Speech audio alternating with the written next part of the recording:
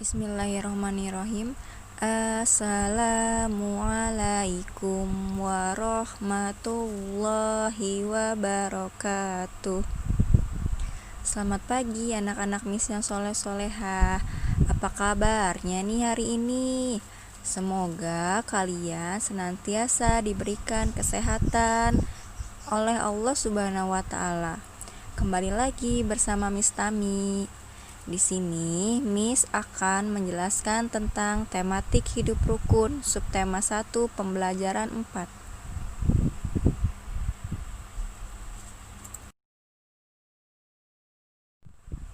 Pada pembelajaran kali ini, kita akan mempelajari tentang materi matematika, PKN, dan seni budaya. Tujuannya agar kalian dapat mengamalkan sila kedua Pancasila. Lalu kalian dapat mengetahui nilai tempat pada bilangan. Dan yang terakhir, kalian dapat perhatikan kuat dan lemah tekanan bunyi. Sekarang, jika kalian sudah siap untuk belajar, coba buka bukunya halaman 42. Di sana ada cerita tentang Salman dan Sofia. Nanti Miss bacakan ceritanya. Dibuka dulu bukunya ya. Salman dan Sofia bermain bersama. Mereka bermain dengan rukun. Tidak ada pertengkaran dan saling berebut mainan. Ayah dan ibu menyayangi Salman dan Said. Sebaliknya, Sofia dan Said menghormati ayah dan ibu. Hidup rukun menciptakan suasana nyaman di rumah. Mereka saling membantu, mereka saling mengucapkan terima kasih. Nah, di sini Miss mau tanya, apakah kalian sudah lakukan hal seperti Salman dan Sofia? Atau kalian sering bertengkar dengan kakak atau adik di rumah? Tidak boleh bertengkar ya, kita harus melakukan hidup rukun di keluarga. Jadi, jika kalian memiliki kakak atau memiliki adik, harus rukun dan tidak bertengkar. Karena apa? Karena kita harus saling menyayangi satu sama lain. Oke. Sekarang nih Miss mau tanya, apa sih yang terjadi apabila anggota keluarga tidak saling rukun di rumah? Nanti kalian tulis alasannya di halaman 43 ya bukunya.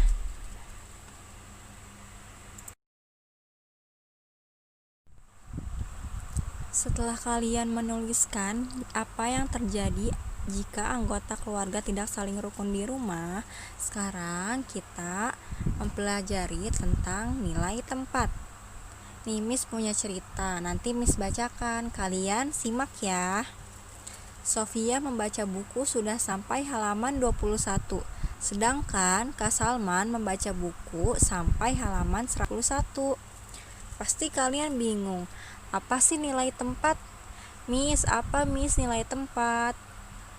Angka-angka penyusun suatu bilangan menunjukkan nilai tempat. Sekarang nih, coba perhatikan gambar yang Miss perlihatkan. Di sini ada gambar bulat ya, ada ratusan, ada puluhan, ada satuan, ada 100-an, ada 20-an, ada 7 satuan. Jika kita gabung atau kita jumlahkan, itu berjumlah 127. Satunya ratusan, duanya puluhan, tujuhnya satuan. Atau bisa kita tulis rinciannya dengan 100 ditambah 20 ditambah 7 menghasilkan 127. Sampai sini ada yang mau ditanyakan? Kalau tidak, Miss lanjut ya. Nanti kalau ingin ditanyakan, tulis di kolom komentar. Oke. Sekarang coba kalian perhatikan gambar sempoa ini ya.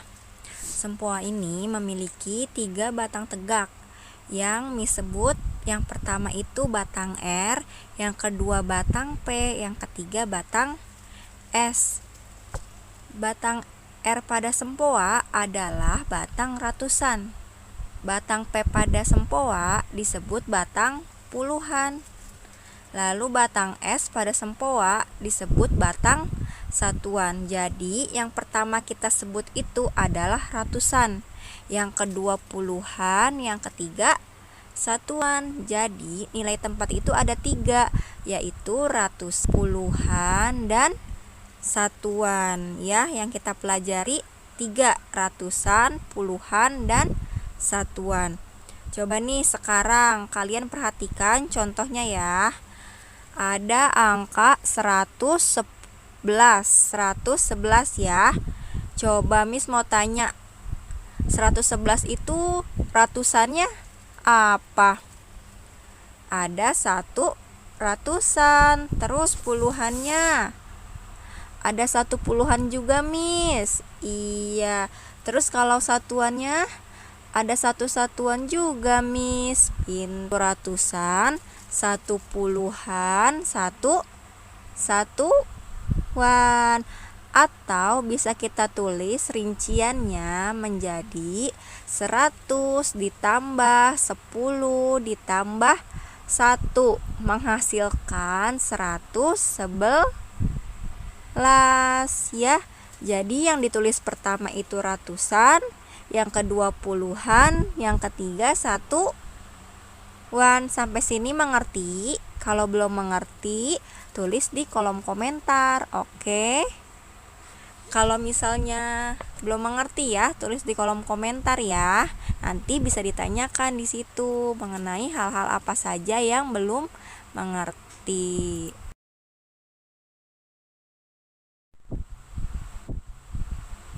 Nah, setelah kalian memahami nilai tempat tadi yang ratusan, puluhan, satuan, sekarang buka bukunya halaman 44 yang bagian ayo rumuskan.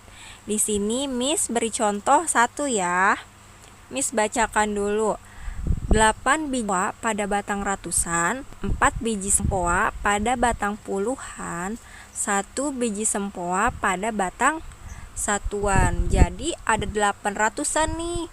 Berarti rinciannya kalau 800-an kita tulisnya berapa? 800, Miss. Pinter. Terus kalau 4 batang puluhan, berarti kita tulisnya, kalau puluhan berarti 40. Kalau 1 batang satuan, berarti kita tulisnya 1 ya. Sampai sini ada yang mau ditanyakan?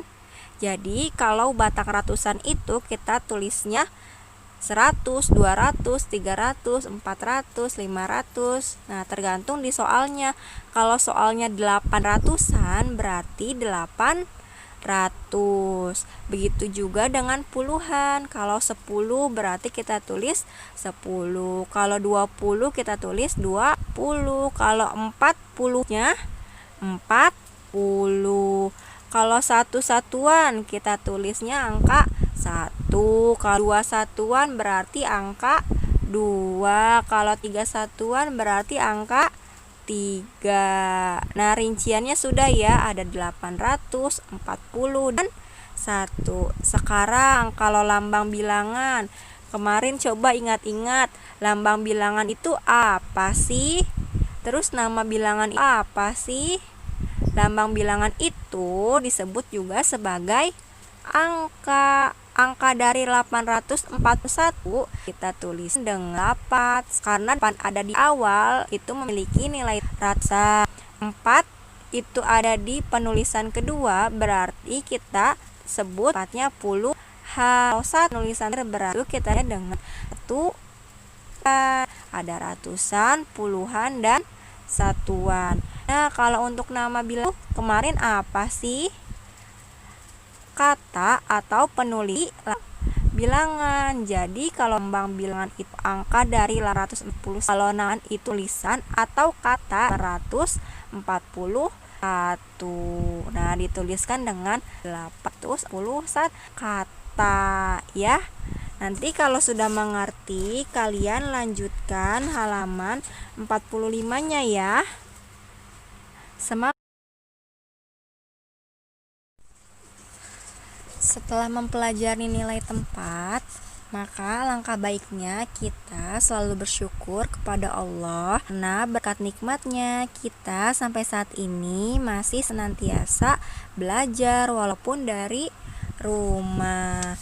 Di sini Miss mau ingatkan kembali kalian masih ingat lagu syukur pada pembahasan kedua.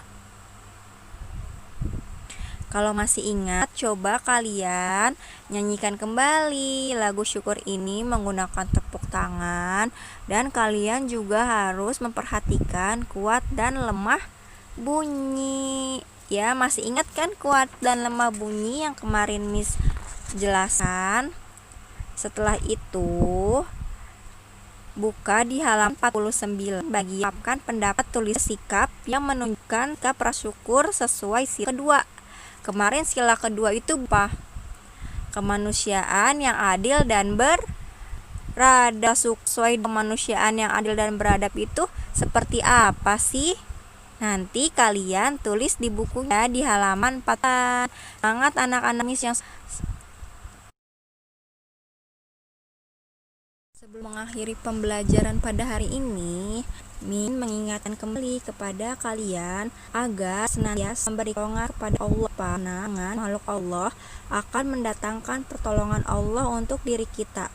Seperti sabda Rasulullah yang berbunyi, barang siapa yang menolong orang-orang yang berada dalam kesulitan dan penderitaan, maka Allah akan menolongnya di dunia dan di akhirat nanti. Hadis riwayat Muslim. Jadi, jika kita menolong orang-orang yang dalam kesulitan, nanti mereka dan Allah akan menolong kita. Sampai di sini, semoga ilmunya bermanfaat. Wassalamualaikum warahmatullahi wabarakatuh.